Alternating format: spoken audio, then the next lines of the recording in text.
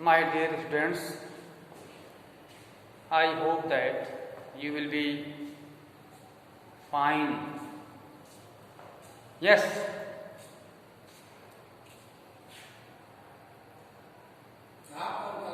Today we are going to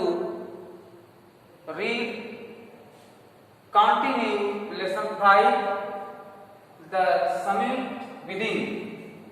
Summit within honeydew. The last topic of this lesson, we will proceed. Please see your book, open your book and see the topic of the last para.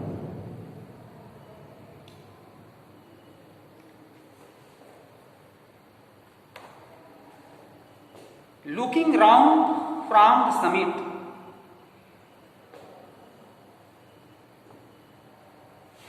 the author says about his life experience,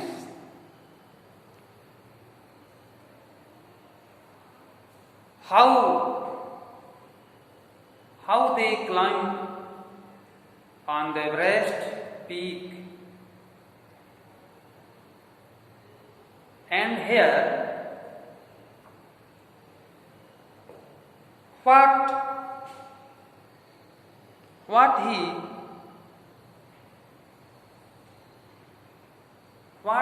draws the attention and what he thinks. What he thinks? He thinks that at the peak of Everest, the country lies very little. और इस प्रकार से वह वहां चढ़ करके और अपने आप को कभी कभी पश्चाताप भी करता है कि यदि मैं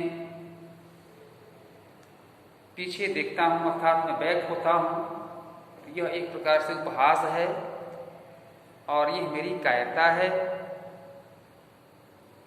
फिर भी वो ऊपर चढ़ करके और उस अभिष्ट को प्राप्त करता है।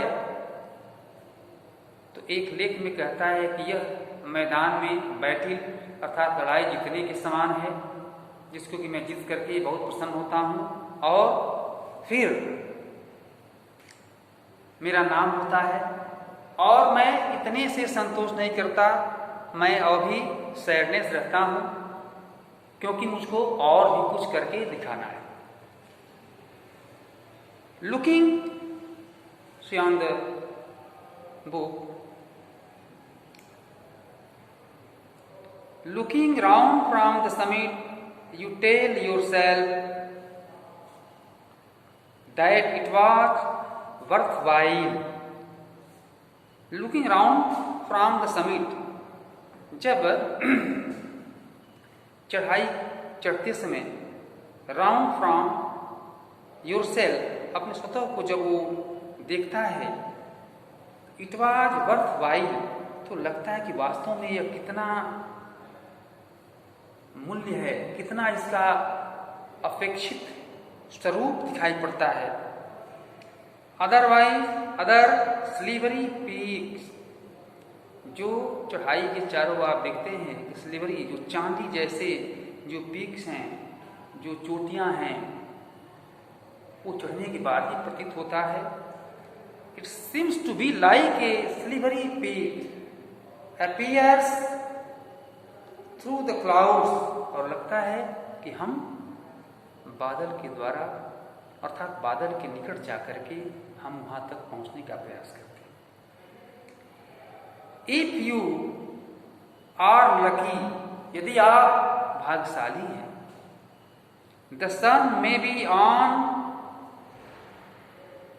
then द सन, क्योंकि सूर्य क्या है, आपके साथ हैं, आप भाग्यशाली हैं। या आपके जीवन में सूर्य को साथ होने का मतलब क्या है, यह जो है ये प्रकाश से परिपूर्ण होना, अर्थात आपका विकास होना, डेवलपमेंट होना। कभी कभी लैंग्वेज में हम ये देखते हैं कि जो अलंकार होता है, जिसको हम simile, metaphor, contrast, hyperbole, oxymoron, उत्प्रेक्षा हिंदी में, संश्लेष, श्लेष अलंकार, ये सब होता है। कभी कभी अलंकारिक भाषा में लेखक जो है उन पंक्तियों को राइट करता है। तो ये बात कही गई, इफ यू आर लकी, यदि आप भाग्यशाली हैं, the sun may be on them, तो आप के साथ सूर्य भी है, अर्थात आपका विकास हो रहा है। The surrounding peaks look like a jewel, the surrounding, जो चारों ओर से जो पीक है, चोटियां हैं, लुक दिखाई देता है, लाइक ए ज्वेल, एक गहने की तरह, एक आभूषण की तरह।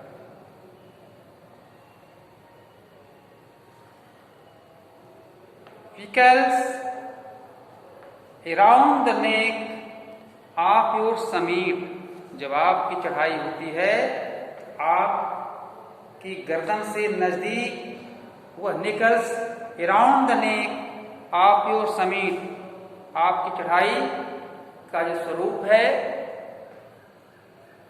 उसके बाद आपके जो ये पहाड़ियां हैं, जो सिल्वरी पीक हैं, चोटियां हैं, वो आपको कैसा लगता है, आपकी गले की हार की तरह वो लगता है।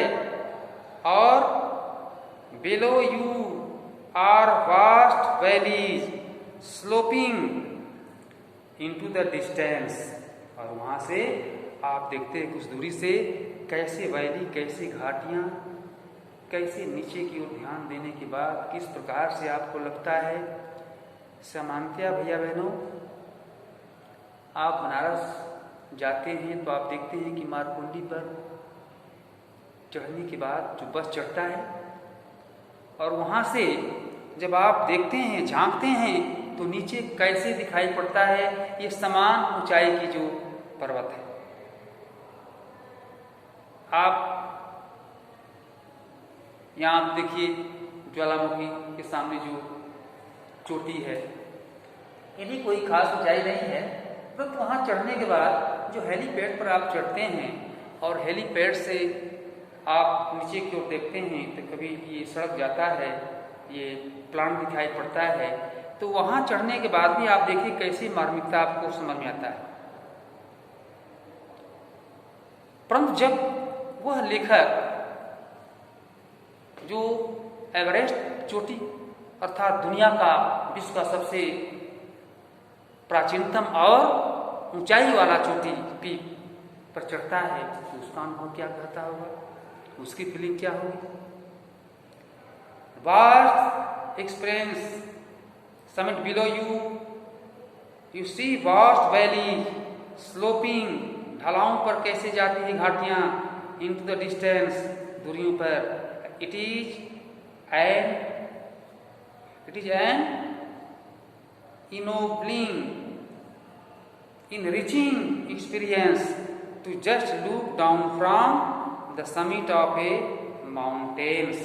इसलिए यह लगता है कि वास्तव में यह जस्ट जो ही आप उससे गुजरते हैं, तो उस प्रकार का जो एक अनुभव होता है आपके मन में, तो वो आपको बहुत ही प्रसन्नता की ओर ले जाता है।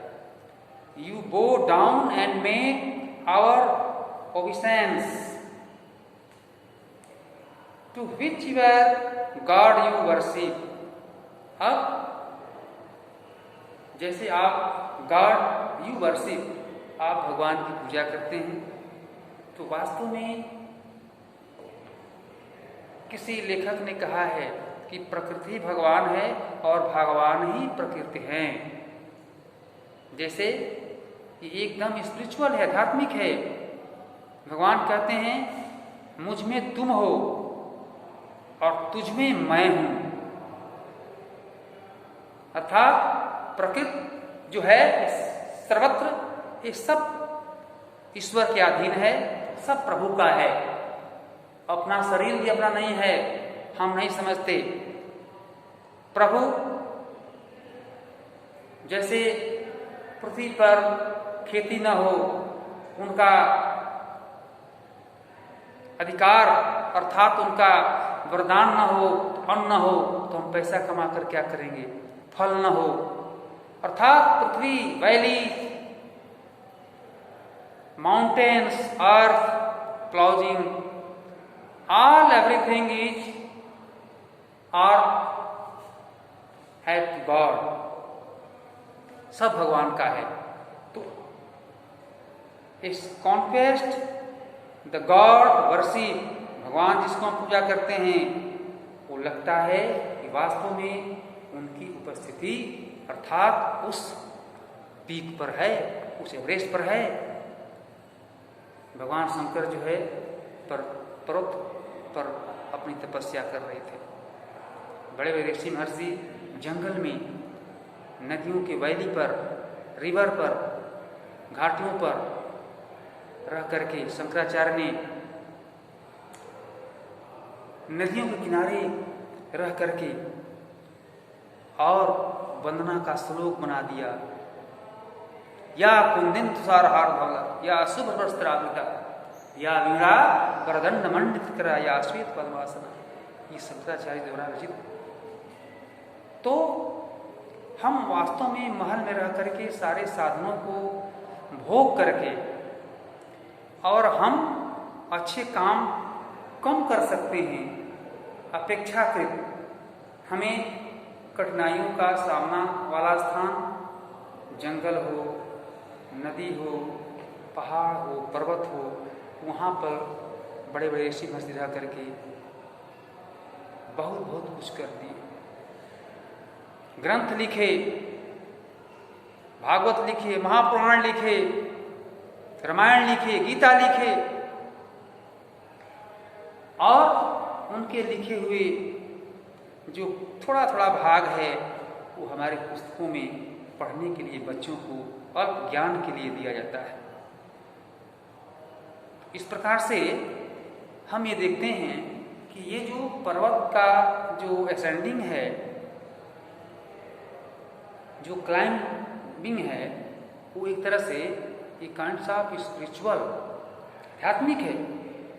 I felt on Everest A picture of Guru Nanak, कहता है कि मैंने उस एवरेस्ट पर जब गया तो गुरु नानक के पिक्चर को मैंने वहां पर छोड़ाया, स्थापित कराया, वो ले गया हुआ कि मेरा एक चिन्ह बन जाए। ऐसे आप जाते हैं बहुत दूरी के टूर पर, तो वहाँ कुछ ना कुछ आप लिखते हैं या कोई अपना स्मृति उस पर छोड़ते हैं और स्मृति ले भी आते हैं।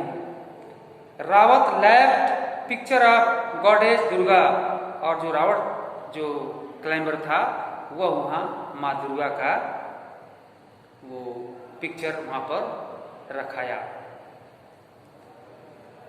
Few Dorjee left a relic of the Buddha, और फ्यूराली जो पर्वतारोहण है वह बुद्ध का प्रतिमा छोड़ाया। Edmund Henry had buried a cross under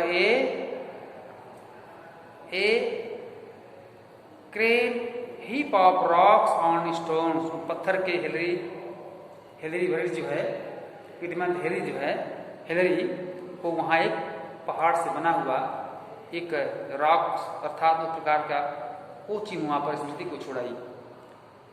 in the snow, बर्फ का, these are not symbol of conquest but of reference,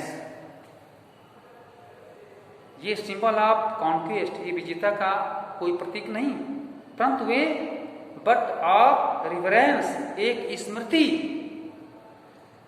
एक वहां पर जाने का स्मृति छोड़ करके। और ये जो क्लाइंबर हैं, ये जो पर्वतारोही हैं, ये सब छोड़ करके आए।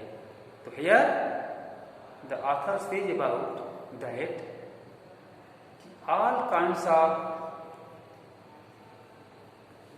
endurance, willpower and persistence, इस सही प्रकार का जो उनके साथ जो गुण हैं, जो मेरिट हैं, ये सब रहने के बाद इनका डेवलप हुआ और ये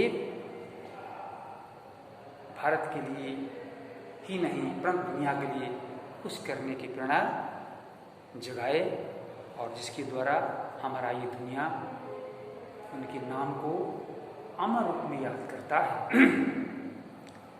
इस प्रकार से कल इस पाठ को हम लोग एंड करेंगे।